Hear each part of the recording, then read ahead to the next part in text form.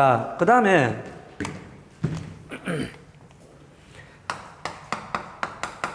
자, 이 음성은 자음과 모음으로 나눌 수가 있습니다.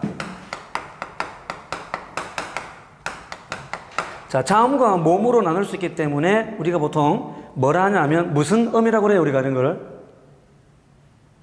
문법을 배웠죠. 그래서 자음과 모음으로 나누는 것을 우리가 분절음이다 이렇게 말을 합니다. 자, 이게 이제 음성인데, 자, 음성은 사람의 발음 기관을 통해서 나야 됩니다. 그러면 이 음성하고 반대가 되는 게 뭐죠? 즉, 자연계의 소리. 자연계의 소리를 두 글자로 뭐라고 해요? 긴장할 거 없고요. 그 다음에 알면 아는 대로, 모르는 대로 대답해줘요. 괜찮습니다. 자, 두 글자. 자연계 소리. 이런 바람 소리 같은 거 뭐고?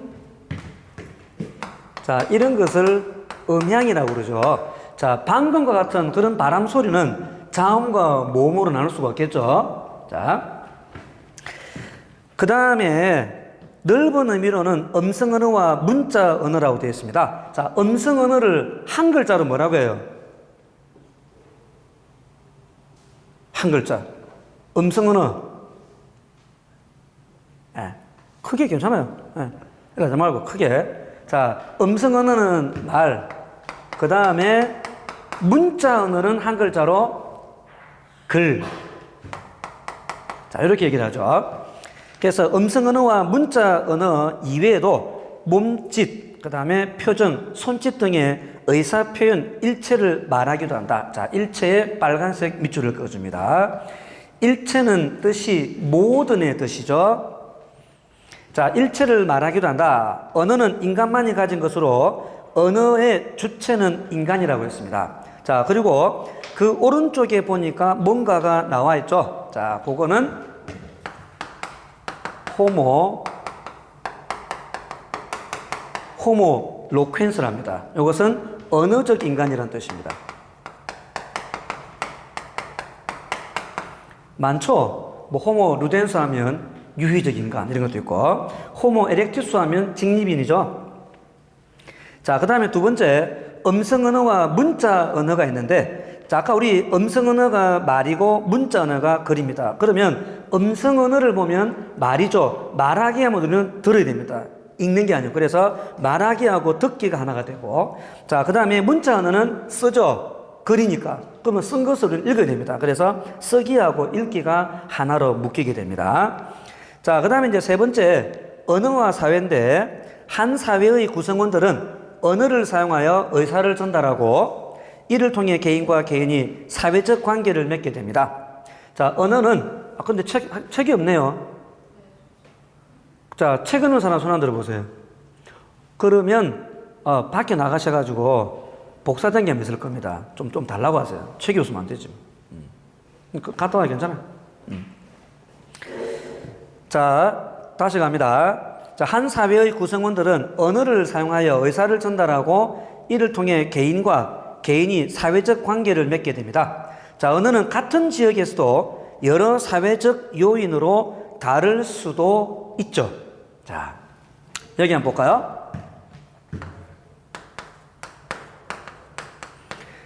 자, 여러분, 부추가 표준말입니까? 표준말이 아닙니까? 부추가 뭔지는 알죠? 어디에 많이 넣어 먹죠? 땡땡 국밥에 많이 들어가는데. 자, 돼지국밥 먹을 때 많이 넣지 않습니까? 자, 근데 이 부추가 표준어인데 서울 쪽에서는 부추라고 합니다. 근데 우리 경상도에서는 뭐라고 해요? 정구지. 그 다음에 전라도 쪽에서는 한 글자. 안 가봐서 모릅니까? 자, 솔. 그 다음에 여러분들은 고향이 다 창원인가요? 고향 어디예요? 나는 저쪽입니다. 저 경남 고성이에요. 지금 사는 곳은 부산인데, 경남 고성이 우리 고향입니다. 자, 그쪽에 서부 경남 쪽에서는 또 뭐라고 할까요? 혹시 다른 말 들어본 적 없어요? 요렇게 말하는데. 예. 무슨 풀? 소풀. 혹시 이거 들어본 사람 소풀? 자, 그래서 한 나라 안에서도 이렇게 단어가 다 다릅니다.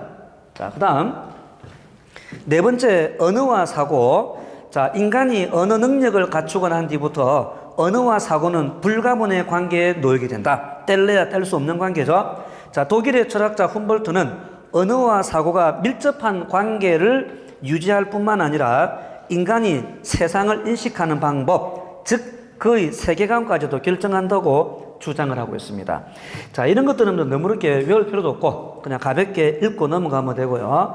나중에 이제 뒤로 가면 갈수록 조금 이제 중요해진 게 나옵니다. 자, 그 다음에 다섯 번째, 언어와 문화라고 되어 있는데요. 자, 첫 번째 언어입니다.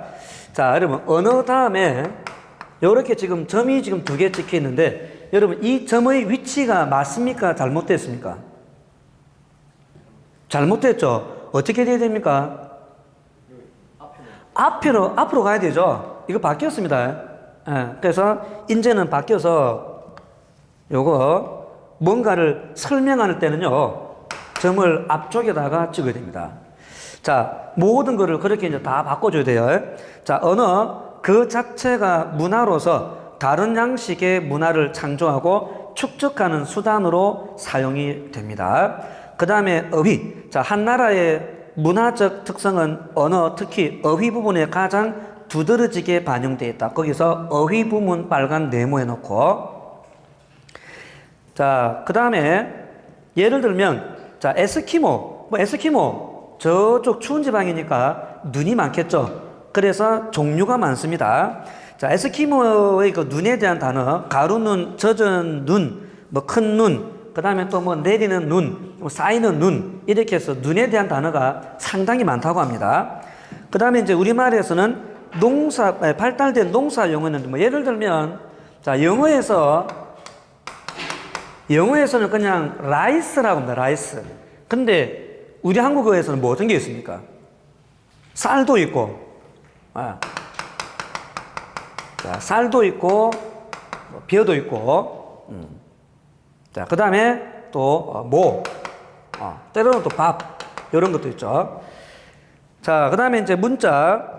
자, 문자는 음성 언어를 기록하는 수단으로 이를 통해 음성 언어의 시간적, 공간적 제약이 극복됨으로써 인간은 지식을 전수하고 이를 축적할 수 있다라고 되어 있습니다. 자, 밑에 기역과 니은 한번 쓱 읽어보시고 그 다음에 오른쪽으로 갑니다.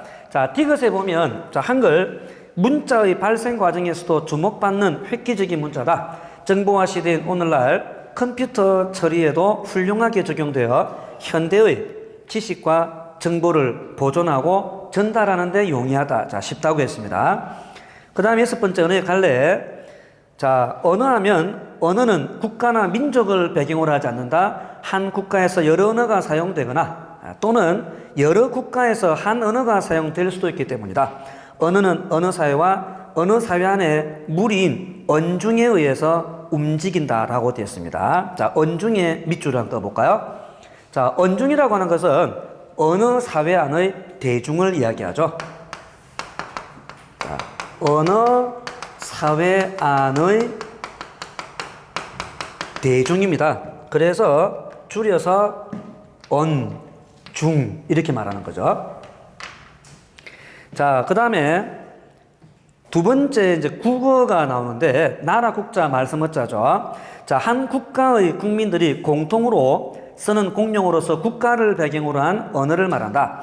국어란 한 국가를 배경으로 한 언어로 그 국민 대다수의 통용어가 되는 동시에 국가 통치상의 공식어의 이름이다라고 되어 있습니다.